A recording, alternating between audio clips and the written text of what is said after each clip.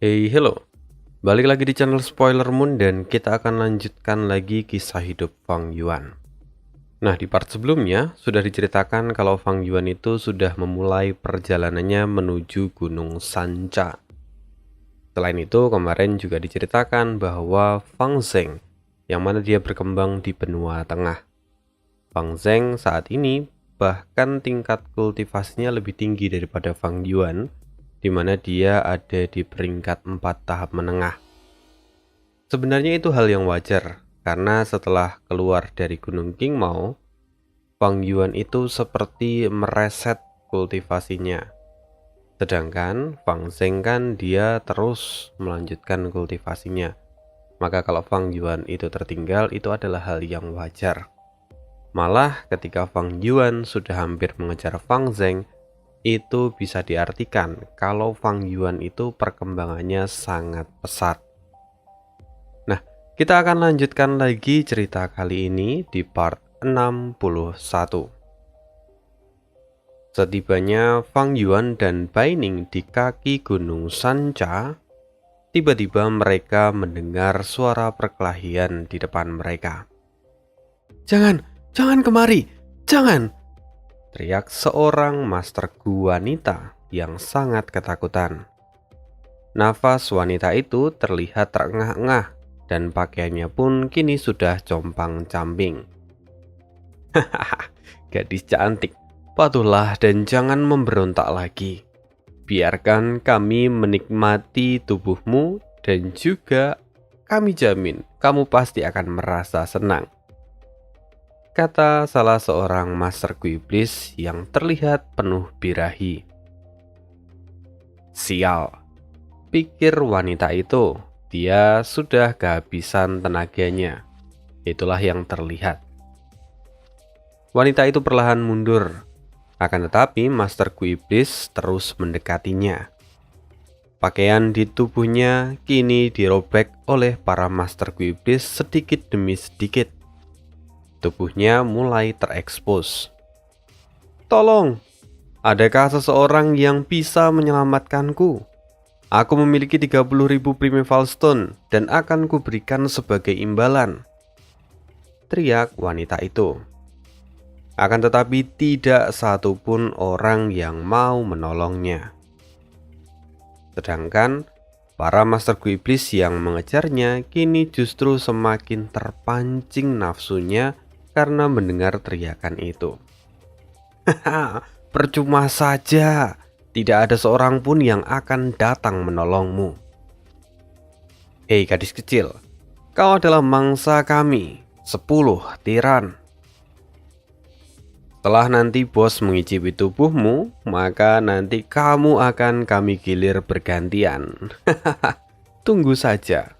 Sekarang menyerahlah," kata master iblis yang lain. Sebenarnya di dekat sana itu ada beberapa master Gu yang ada di jalan kebenaran. Sesungguhnya mereka juga ingin membantu wanita ini, tapi mereka mengurungkan niatnya karena mereka tahu bahwa master Gu iblis ini bukan master Gu iblis sembarangan. Mereka dikenal dengan julukan 10 tiran. Karena itu mereka hanya bisa gigit jari dan menonton dari jauh. "Siapapun, tolong selamatkan aku!" teriak wanita itu untuk kesekian kalinya.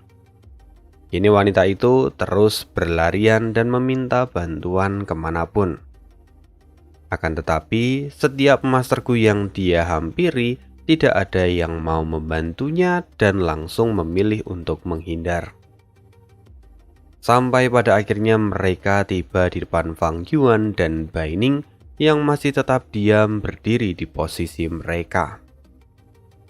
"Kedua tuan, saya mohon belas kasihan Anda. Tolong selamatkan saya," kata wanita itu sambil menangis.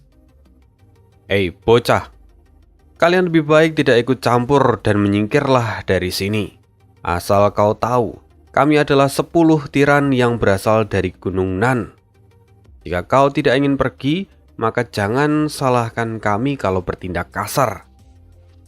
"Tunggu, kata salah seorang masterku yang ada di sebelahnya. Masterku itu menghentikan temannya yang tadi mengoceh, lalu kemudian dia berkata, perhatikan baik-baik. Lihat, mereka mengenakan pakaian hitam dan putih. Mereka terlihat familiar. Para masterku iblis yang lain juga tampak mengerutkan keningnya dan melihat ke arah Fang Yuan dan Baining. Tidak. Mereka berdua adalah masterku iblis yang baru-baru ini naik daun. Yang laki-laki berpakaian hitam dengan rambut hitam dan mata hitam, sedangkan yang wanita mengenakan pakaian putih, rambut perak, dan matanya yang biru. Mereka dikenal dengan julukan iblis kembar hitam dan putih. Jangan mengganggu mereka, kata masterku yang lain yang mencoba menghentikan rekan-rekannya. Tuan iblis kembar, tolong selamatkan aku.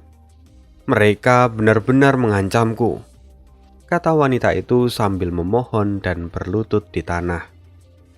Tapi Fang Yuan tampak acuh tak acuh dan kemudian berkata, menyelamatkanmu?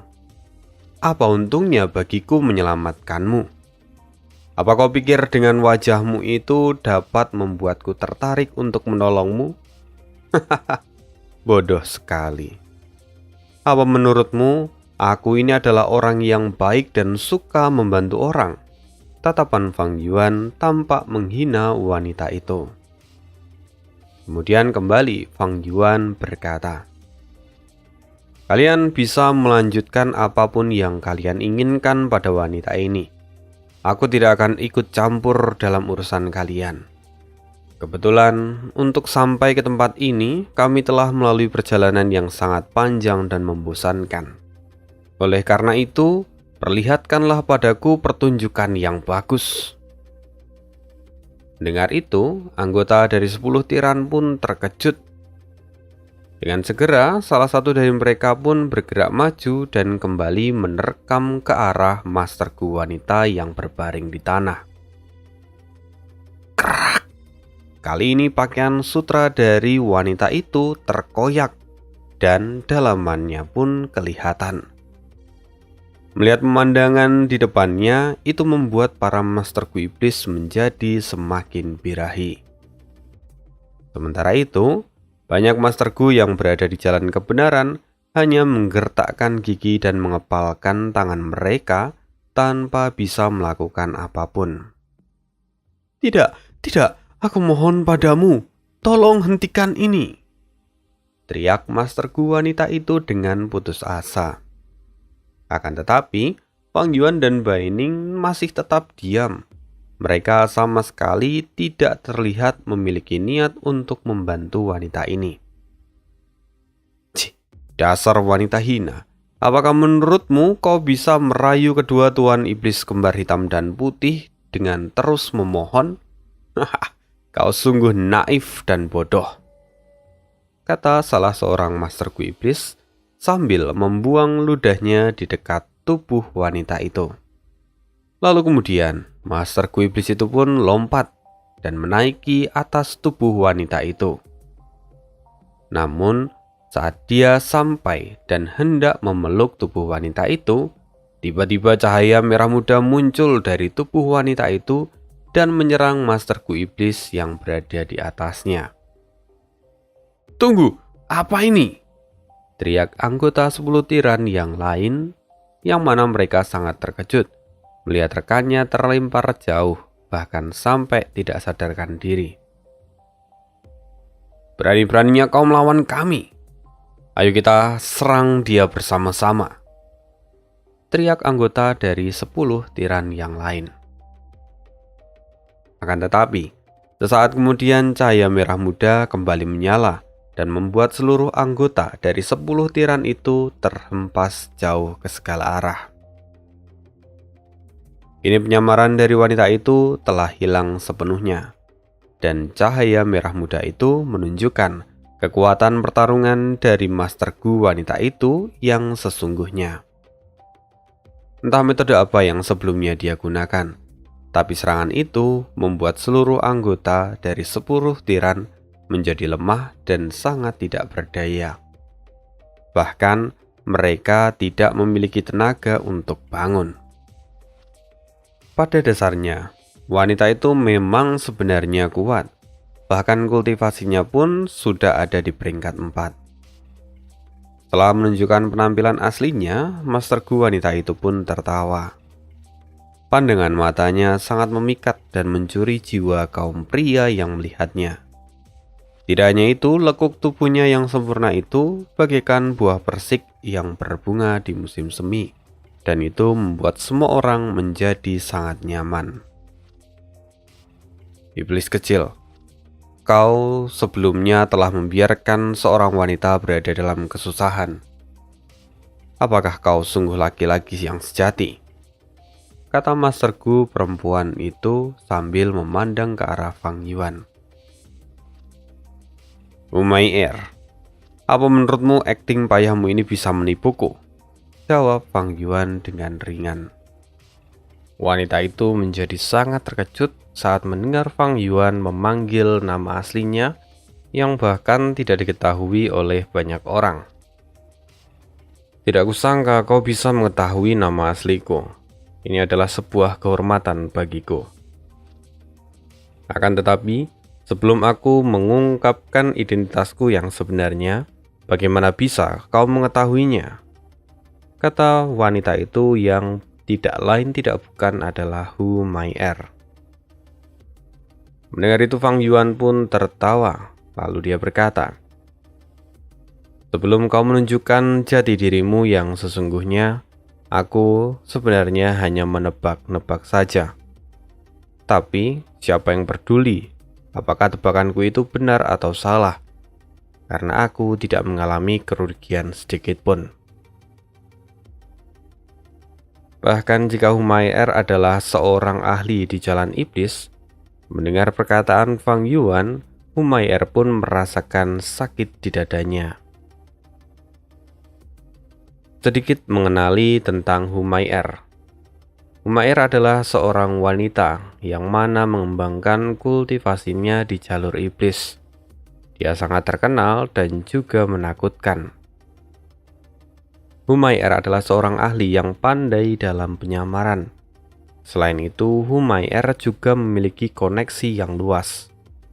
Dia juga sudah pernah tidur dengan banyak sekali Master Gu iblis, sehingga para anggota dari 10 tiran itu tidak ada artinya jika dibandingkan dengan orang-orang yang lain.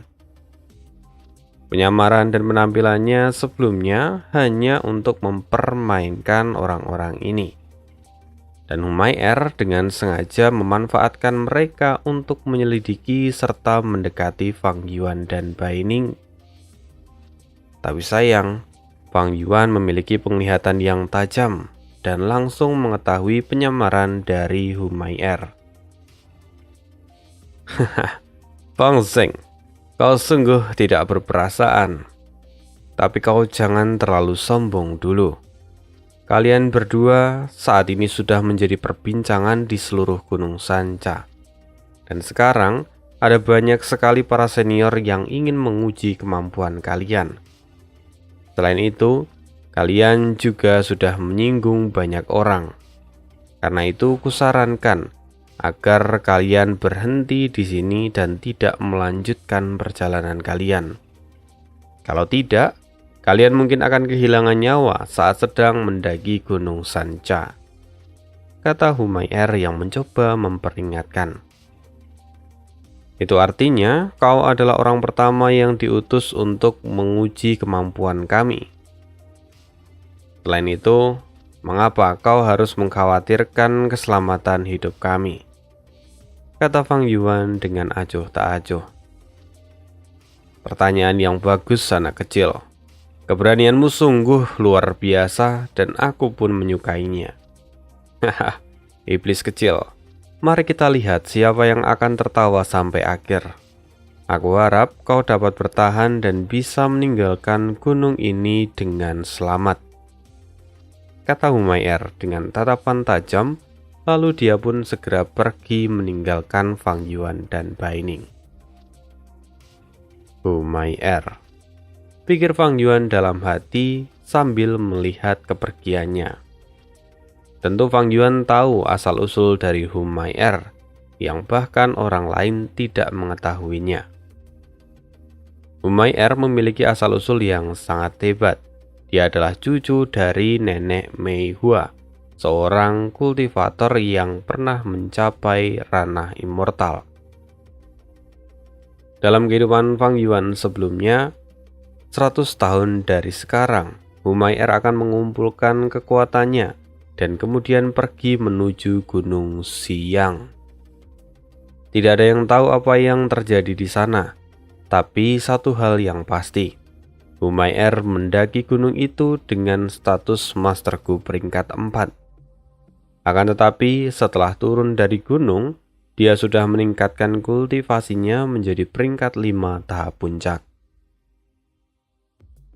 Wanita iblis ini memiliki rahasia yang tidak terungkap. Saat ini, dia mulai menunjukkan jalur sihirnya dan mencoba merekrut orang-orang. Tapi tidak kusangka, jika kali ini dia akan tertarik padaku, pikir Fang Yuan dalam hati. Ya, Humay'er memang tertarik pada Fang Yuan, dan dia juga ingin menjadikan Fang Yuan sebagai salah satu bonekanya. Cih, aku tidak boleh lengah. Humay'er pasti akan menghasut orang lain dan mencari masalah denganku di masa depan. Selain itu, dia juga memiliki gu dari nenek Mei Hua, sehingga jika ingin membunuhnya, aku memerlukan persiapan yang sangat matang. Haha, aku penasaran orang bodoh macam mana yang berani mencari masalah denganku, pikir Fang Yuan. Pada akhirnya saat ini Fang Yuan tidak bisa membunuh Humay'er, sehingga mau tidak mau Fang Yuan harus menghadapi situasi selangkah demi selangkah. Sementara itu di benua tengah, 10.000 burung bangau sedang terbang dan mengepakkan sayap mereka menembus lautan awan. Saat ini Fang Zheng bersama dengan para murid elit lain, mereka menunggangi bangau terbang menuju Gunung Tianti. Tuan Fang Zheng, kelompok bangau yang Anda kendalikan ini sungguh luar biasa. Perjalanan ke Gunung Tianti pasti sangat menakjubkan, kata salah seorang murid elit. Kamu terlalu memujiku. Kali ini yang ikut berpartisipasi dalam kompetisi untuk mendapatkan warisan Gu Immortal di Baihu adalah semua murid elit yang berasal dari 10 sekte besar. Jika kita ingin mendapatkan warisan itu, kita tidak bisa hanya mengandalkan kekuatan, tapi juga membutuhkan sebuah keberuntungan, kata Fang Zheng. Tuan Fang Zheng, kamu ini terlalu rendah hati. Dengan jumlah burung bangau yang sangat banyak ini, memangnya siapa yang berani menghentikan kita? Tuan Fang Zheng, sebenarnya Anda sungguh adalah panutanku, dan tidak heran meskipun Anda baru saja menjadi bagian dari murid elit, tapi pemimpin sekte sudah mempercayakan misi ini pada Anda. Selama perjalanan ke Gunung Tianti ini, kami hanya akan mengikuti petunjuk dan arahanmu, kata murid elit itu. Selama perjalanan, Fang Zheng terus berbincang dengan para murid elit yang lain. Bahkan setelah kemenangannya, Fang Zheng tetap bersikap baik dan rendah hati, sehingga para murid elit lainnya pun sangat mengaguminya. Dan mereka semua sepakat menunjuk Fang Zheng sebagai pemimpin mereka dalam misi ini. Aku yakin di antara 10 sekte besar di benua tengah, mereka pasti memiliki orang-orang yang memiliki bakat yang sangat menakjubkan. Meskipun aku memiliki banyak sekali kelompok burung bangau sekarang, tapi kelemahanku adalah aku tidak bisa mengendalikan mereka semua secara efektif. Oleh karena itu, aku juga ingin meminta bantuan dari kalian semua untuk memberikan arahan mengenai pengendalian burung bangau ini, kata Fang Zeng sambil menelangkupkan tangannya. Suatu kehormatan bagi kami untuk bisa berbincang dengan Anda. Namun akhir-akhir ini Anda telah berkultivasi dengan begitu keras dan kemajuan Anda sungguh luar biasa. Anda pasti memiliki bakat bawaan dalam mengendalikan burung bangau ini. Akan tetapi, Anda saat ini hanya kurang dalam latihan saja. Jika Anda memiliki waktu yang cukup, pasti pengendalian Anda terhadap burung bangau terbang ini akan melebihi Sun Yuanhua, kata salah seorang murid yang lain, dan kemudian diikuti oleh yang lain dengan anggukan kepala. Fang Zeng pun tersenyum saat mendengar perkataan itu. Tapi dia tahu bahwa semua ini adalah berkat bantuan dari Tian He yang selalu memberikan bimbingan dan pengalaman rahasianya pada Fang Zeng. Tentu saja, hal itu membuat Fang Zeng dapat berkembang dengan sangat cepat. Lalu setelah terbang cukup lama, akhirnya sekarang mereka mendarat dan sekaligus beristirahat untuk memberi makan dari kawanan burung bangau itu. Untungnya, burung bangau paruh besi sangatlah mudah untuk dipelihara, dan mereka bisa memakan apapun yang ada di sekitar mereka. Bahkan jika terpaksa, bebatuan pun bisa mereka makan. Setelah mereka turun, seorang murid elit tiba-tiba berkata, lihat, di sana sedang terjadi sebuah pertarungan." Dengan segera, mereka semua menoleh ke arah yang ditunjuk oleh murid elit itu. Lalu di sana terlihat ada 4 orang Master Gu Iblis yang sedang tertawa sambil mengelilingi 3 Master Gu wanita. Mereka terlihat semakin mendekati ketiga wanita itu. Mereka adalah 4 orang kotor yang cukup terkenal, kata salah seorang murid elit yang mengenali identitas dari keempat Master Gu Iblis itu. Lihat baik-baik, mereka sedang mengepung peri Bisia dari Sekte Teratai Surgawi, kata salah seorang murid yang lain. Semua orang dari jalur iblis harus mati, kata Fang Zeng tanpa banyak pikir, lalu kemudian dengan cepat dia mengendalikan sekelompok bangau terbang untuk menyerang mereka. Tidak kusangka keberuntungan seperti ini akan tiba. Peri Bisia, sekarang kau tidak akan bisa kabur lagi. Keempat orang itu hendak memegang peri Bisia.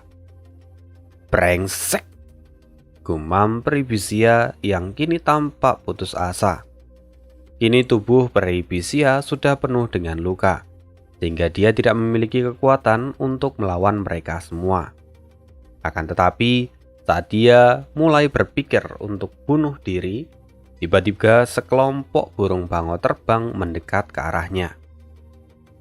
Sial, itu adalah salah satu dari 10 sekte besar, murid elit dari Sekte Bangau Abadi. Dengan luka kita sekarang, kita tidak akan mungkin menang melawan mereka. Ayo mundur saja, kata salah seorang dari keempat Master Iblis itu. Dengan segera mereka pun berbalik dan dalam sekejap menghilang dari pandangan semua orang. Sial, jalur iblis benar-benar sampah. Mereka mungkin tidak memiliki kemampuan lainnya. Ternyata mereka sangat ahli dan lihai dalam melarikan diri, sindir salah seorang murid elit yang tampak kesal. Lalu dengan segera Fang Zeng menghampiri peri Bisia dan mengecek kondisinya. Kini dalam benak peri Bisia, Fang Zeng adalah sosok pahlawan yang telah menyelamatkan dirinya, dan itu tentu meninggalkan kesan yang sangat mendalam. Setelah memastikan kalau kondisi peri Bisia baik-baik saja, Fang Zeng dan seluruh murid elit lainnya pun melanjutkan perjalanan. Tentu rombongan dari peri Bisia pun ikut bersama dengan mereka. Singkat cerita, mereka melakukan perjalanan yang panjang. Sepanjang malam mereka tidak berhenti dan terus bergerak. Sampai akhirnya rombongan dari Fang Zheng tiba di Gunung Tianti. Rupa-rupanya selain kelompok Fang Zheng, di sana sudah ada banyak murid elit dari sekte yang lain. Mereka sudah tiba lebih dahulu. Kedatangan Fang Zheng dan yang lain saat ini menarik perhatian dari semua orang yang lebih dahulu datang. Lihat, orang-orang dari sekte Bangau Abadi sudah tiba. Tunggu dulu. Mengapa peri Bisia dari sekte teratai surgawi bisa datang bersama dengan mereka? Kata yang lain. Tunggu, siapa anak itu? Peri Bisia terlihat sangat bahagia saat sedang berbincang dengannya. Bahkan sebelumnya aku belum pernah melihat peri Bisia bersikap seperti itu pada orang lain. Gumam orang-orang yang kini melihat kedatangan Fang Zheng. Bisia, aku tahu kau pasti akan datang. Sejak terakhir kali perpisahan kita, aku sudah menanti-nantikan pertemuan kita berikutnya. Oleh karena itu, aku dengan sengaja memohon pada tuanku agar aku diizinkan untuk mengikuti perebutan warisan dari Gu Immortal ini. Kata seorang pemuda yang menghampiri peri Bisia. Sebelumnya, Bisia sedang berbincang dengan Fang Zheng sambil tersenyum dengan riang. Tapi saat dia menoleh ke arah pemuda itu, seketika senyumnya lenyap. Oh, Tuan Wei, Anda tidak perlu khawatir. Berkat pahlawan muda Fang Zheng, Bisia ini berhasil selamat dan tiba di tempat ini tanpa kekurangan suatu apapun. Kata peri Bisia sambil menghindari tatapan dari pemuda itu.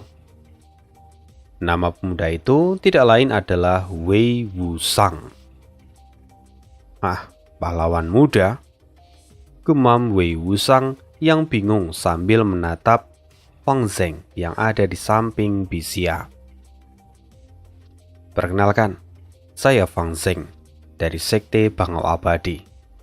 Kata Fang Zheng sambil tersenyum dan menelangkupkan tangannya.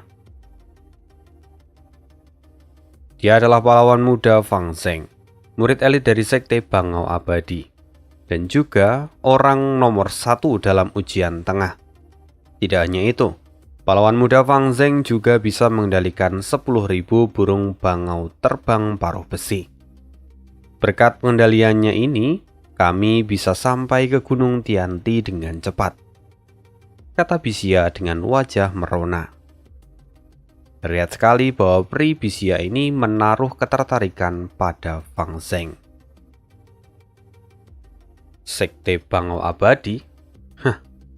Meskipun jumlahnya sangat banyak, tapi itu semua hanyalah bangau paruh besi, pikir Wei Wusang dengan tatapan tajam. Tentu saja Wei Wusang merasa iri dan cemburu pada Fang Zheng karena dia tidak pernah mendapatkan perhatian dari Bisia seperti itu. Namun, Wei Wusang segera membalaskan salam dari Fang Zheng dan berkata, Tuan Fang Zheng, jadi Anda adalah murid elit dari sekte Bangau Abadi? Sungguh sangat mengagumkan. Sudah lama aku mendengar tentang keahlian pengendalian bangau dari sekte Anda. Dan karena itu, saya selalu ingin mencoba untuk berhadapan dengan pengendalian itu. Saya akan sangat berterima kasih jika Anda mau berlatih kekuatan dengan saya, kata Wei Wusang sambil mengepalkan tangannya. Setelah berkata demikian, Wei Wusang masih menatap ke arah Fang Zheng dengan tajam. Lalu pada saat yang sama, dari tatapan itu Fang Zheng menyadari jika Wei Wusang menyatakan permusuhan secara terang-terangan pada dirinya. Hahaha. Dalam benak Fang Zheng, Tian He tertawa terbahak-bahak. Lalu kemudian dia berkata, Rasa terima kasih dari wanita cantik ini rupa-rupanya justru membawa masalah baru bagimu. Muridku, tanpa kau sadari, pilihanmu untuk menyelamatkan peri Bisia ini justru memberimu banyak musuh. Wanita ini memang sangat cantik. Tentu saja banyak kaum pria yang menginginkannya. Tapi sekarang dia menyukaimu dan Wei Wusang hanyalah permulaan dari sekian banyak orang yang pasti membencimu. Apa? Menyukaiku? Kata Fang Zeng yang tampak terkejut. Ya, bicara soal cinta, Fang Zeng memang tidak pernah mengalaminya. Malahan hanya tertinggal rasa sedih di dalam hatinya. Satu-satunya gadis yang pernah mengisi hatinya itu sudah mati, dan dia adalah Shen Cui, mantan pelayan dari Fang Zeng saat dia masih ada di desa Guyue. Memikirkan tentang Shen Cui, pikiran Fang Zeng kembali tenggelam pada masa lalunya. Gadis yang aku sukai sudah mati. Guru, Anda tahu sendiri betapa kerasnya perjuanganku selama ini. Dan tujuan terbesarku hanyalah untuk mengalahkan saudara kembarku dan membalaskan dendam dari orang-orang yang kusayangi.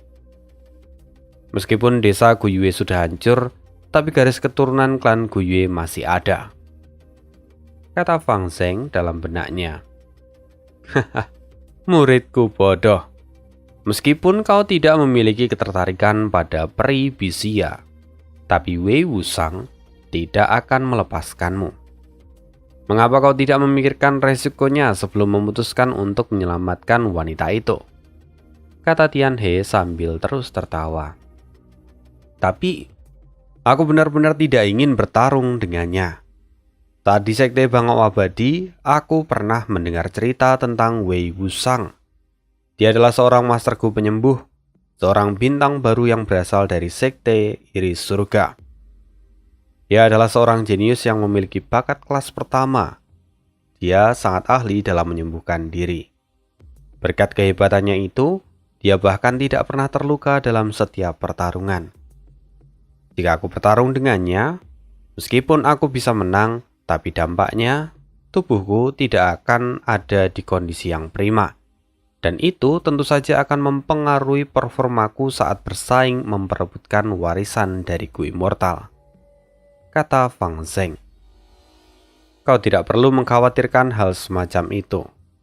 Jika Wei Wusang kembali menantangmu, kau cukup bertarung saja dengannya. Selain itu, warisan Gu Immortal di Gunung Tianti itu sangatlah istimewa. Kau sendiri tidak perlu bersaing dalam hal kekuatan untuk mendapatkannya. Karena pada dasarnya, untuk mendapatkan warisan itu, yang diperlukan hanyalah kemauan dan tekad yang kuat. Selain itu, jiwaku juga ada untuk membantumu, dan itu adalah keuntungan terbesarmu yang tidak dimiliki oleh orang lain. Jadi jangan takut, kata Tian He. Setelah berhenti sejenak, Tian He kembali berkata, Fang Zeng muridku, kau sekarang masih terlalu muda dan kau belum mengetahui manfaat dari sebuah reputasi. Terkadang reputasi jauh lebih berguna daripada kekuatan, dan ini adalah kesempatan yang langka. Ini adalah kesempatanmu untuk meningkatkan reputasimu dengan cara mengalahkan orang-orang yang berani menantangmu. Kau cukup menggunakan burung bangau terbang dan tidak perlu khawatir kalau mereka mati. Sekte Bangau Abadi kita memiliki burung bangau terbang yang tak terhitung jumlahnya. Bahkan jika mereka mati, kau bisa mendapatkan mereka kembali setelah kembali ke sekte. Mendengar perkataan dari Tian He itu, akhirnya Fang Zeng hanya menghela nafas dan kemudian berkata, Guru, jika kamu ingin aku bertarung dengan siapapun yang berani menantangku, maka aku akan melakukannya. Setelah perbincangan batin antara Fang Zeng dan Tian He selesai, akhirnya Fang Zeng menatap ke arah Wei Wusang dan berkata, Baiklah, jika itu yang kau inginkan, maka aku tidak akan menolaknya. Oh, sungguh bagus sekali. Mohon kerjasamanya, kata Wei Wusang sambil menjewer. Sesaat kemudian pertarungan antara Fang Zheng dan Wei Wusang pun dimulai. Orang-orang bahkan ada di sekeliling mereka dan mereka semua tampak bersemangat untuk melihat pertarungan ini. Pertarungan berlanjut dan tidak perlu waktu lama sampai Wei Wusang tergeletak di tanah. Kemenangan untuk Fang Zheng. Pada saat yang sama di Gunung Sanca, saat ini anggota dari 10 tiran sedang berkumpul di sebuah gua yang ada di Gunung Sanca. Itu artinya kalian semua sudah dimanfaatkan oleh Humei-er untuk menguji iblis kembar hitam putih itu, kata pemimpin dari 10 tiran, namanya Tiran Heng Mei. Benar bos, wanita iblis itu telah menipu kami semua, dan bahkan dia sampai melukai saudara ke-7 dan ke-10. Bos, Anda harus membalaskan dendam kami, teriak saudara kedua dari 10 tiran. Akan tetapi, pemimpin tiran Hei Meng justru menampar saudara kedua itu dengan sangat keras. Luka parah katamu? Masih untung mereka tidak mati. Semua ini karena kelalaian kalian. Lain kali kalian harus lebih bisa mengembalikan hasrat kalian. Bahkan sebelumnya aku juga sudah memperingatkan supaya kalian agar lebih berhati-hati dan berpikir dulu sebelum bertindak. Apakah kalian pikir kita masih di Gunung Nan? Tidak, kita sekarang berada di Gunung Sanca, kata Tiran Heng Mei dengan penuh amarah. Tak lama kemudian, Tiran Heng Mei kembali memarahi anggota 10 tiran lainnya dan dia berkata, meskipun kalian memiliki kultivasi peringkat 3, tapi jika kalian bertemu dengan Kong Ri Tian, Long King Tian, Wu Shentong, ataupun Yi Chong, bagi mereka kalian semua hanya seperti semut yang bisa dibunuh kapan saja. Memangnya apa alasan yang membuat kalian semua masih bisa bertahan di sini? Bukankah semua itu karena aku? Masalah ini adalah peringatan terakhir untuk kalian semua. Dan aku ingatkan, kalian jangan mencari Humei-er untuk membuat perhitungan dengannya. Wanita iblis itu memiliki koneksi yang sangat luas. Dia juga terlibat dengan Lin Sanji. Bahkan juga ada rumor yang mengatakan jika dia dekat dengan Li Xian ataupun Mo Wunshan. Mendengar perkataan dari Tiran Heng Mei, itu membuat ke-9 saudara lainnya menjadi sangat terkejut. Lantaran Lin Sanji adalah seorang Master Gu peringkat 4 yang ahli dalam bidang logam tanah. Bahkan kehebatannya pun terkenal di seluruh negeri. Setelah mendengar nama dari orang-orang yang terkenal dan yang mana mereka memiliki hubungan dengan Humei-er, tentu saja itu membuat ke-9 saudara tiran tidak berani berbuat apapun. Melihat ke-9 saudaranya itu sudah mulai menyadari kesalahan mereka, akhirnya Tiran Heng Mei mengubah topik pembicaraan mereka. Dia berkata, tapi kalian tidak perlu khawatir. Meskipun di Gunung Sanca sekarang banyak Master Gu peringkat 4 dan 5, tapi mereka semua sedang waspada satu sama lain dan tidak akan bertindak gegabah. Termasuk kita, 10 tiran dari Gunung Nan juga tidak bisa dianggap remeh. Selain itu, kita juga tidak bisa membiarkan mereka begitu saja. Ayo, sekarang kita pergi. Temani aku untuk bertemu dengan iblis kembar hitam dan putih itu. Hah? Apa bos? Apakah Anda mau bertemu secara pribadi dengan mereka? Bukankah status Anda jauh lebih tinggi dibandingkan dengan mereka? Biar kami saja yang pergi dan meminta mereka untuk menemui Anda, kata salah seorang anggota dari 10 tiran. Diamlah, kau tidak tahu apa yang kau katakan, bentak Tiran Heng Mei. Meskipun iblis kembar hitam putih itu masih sangat muda, tapi fakta bahwa mereka tidak menyerangmu kali ini, itu artinya mereka mengetahui identitasku. Sehingga mereka masih tahu bagaimana cara untuk bersikap dan menahan diri. Tapi, justru karena masih muda, mereka lebih menyukai kalau diberi kehormatan. Karena itu, aku melepaskan egoku, dan aku akan menemui mereka secara pribadi. Selanjutnya, aku akan mengajak mereka untuk bekerja sama dan kemudian membalas Humayr. Mereka pasti akan setuju dengan hal itu, kata tiran Heng Mei. Bos, sekarang aku mengerti. Sekarang mereka dan Humayr sedang berselisih. Jika mereka mendengar saranmu, mereka pasti akan sangat senang dan Anda bisa memanfaatkan kekuatan mereka untuk di garda depan, kata salah seorang yang lain. Haha, sekarang ayo ikut aku untuk pergi dengan iblis kembar hitam dan putih itu, kata tiran Heng Meng sambil melangkahkan kakinya.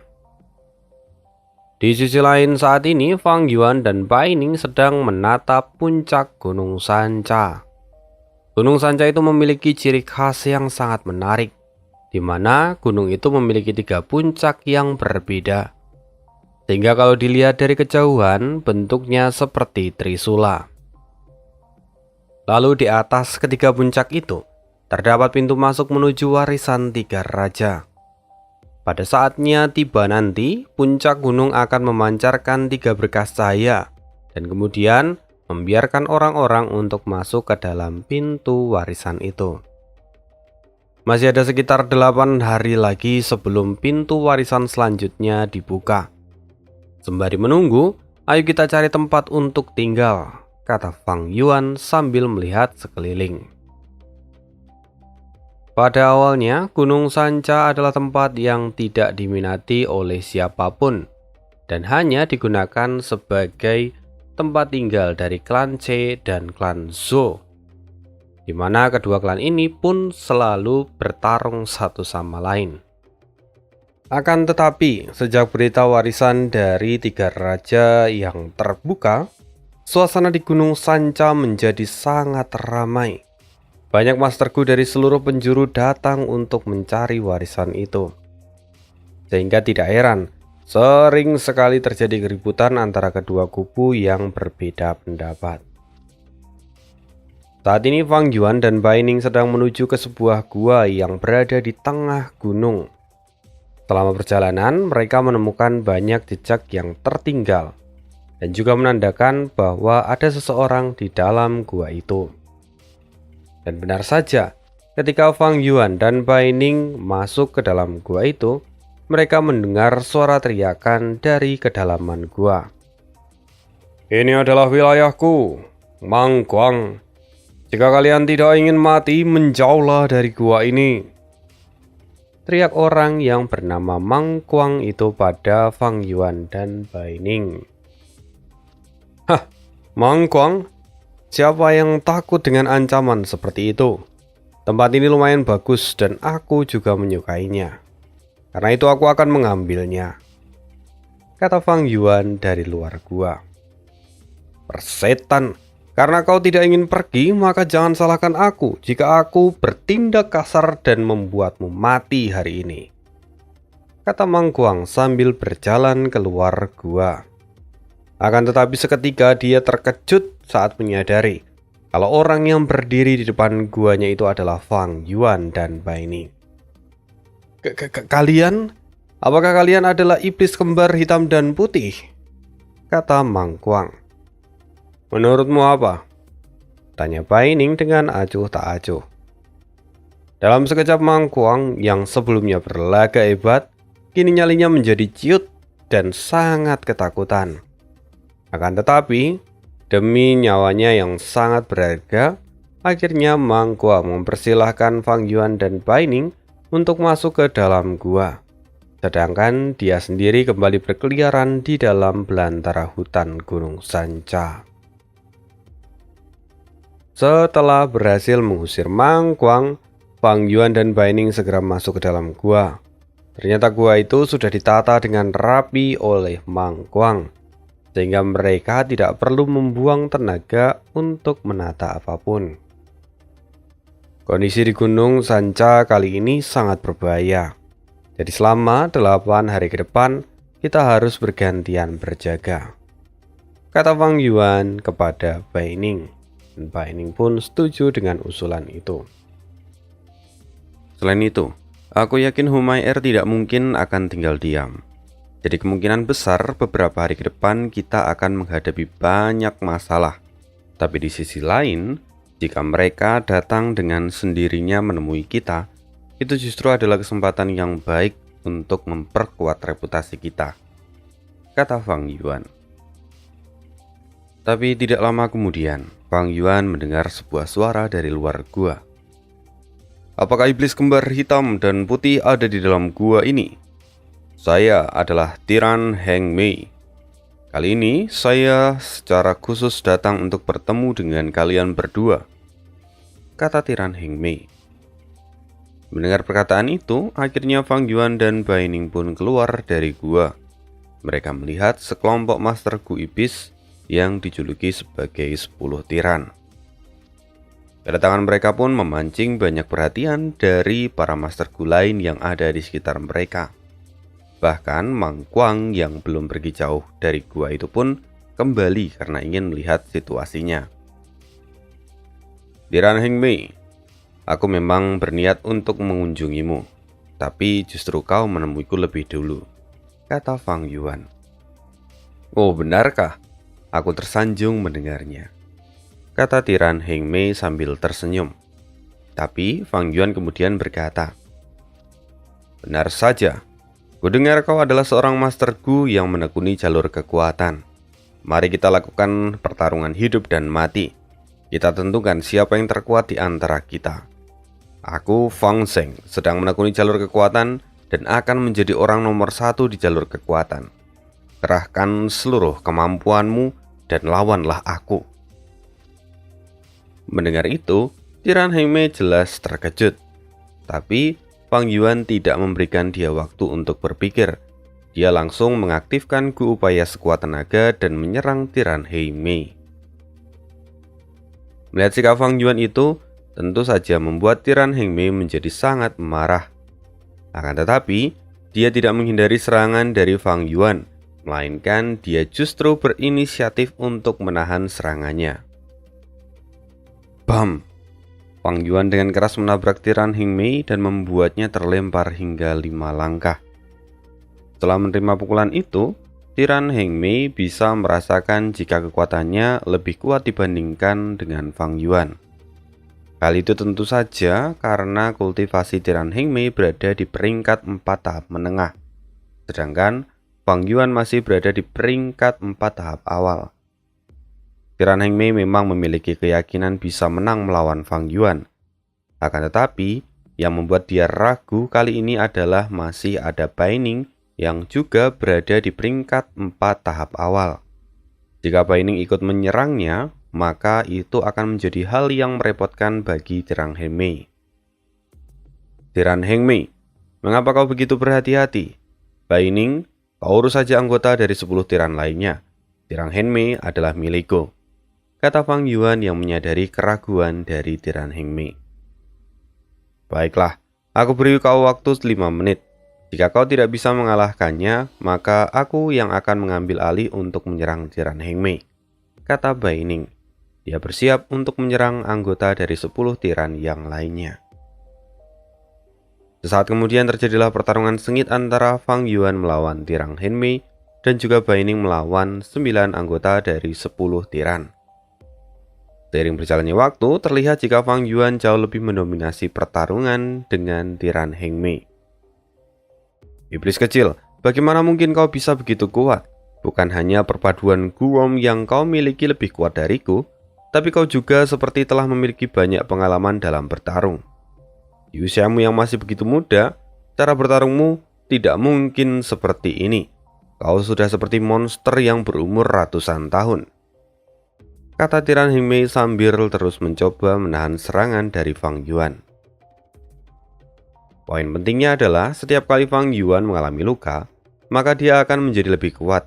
Sehingga setiap kali Tiran Hengmei memikirkan hal itu, kemajuannya pun semakin menurun.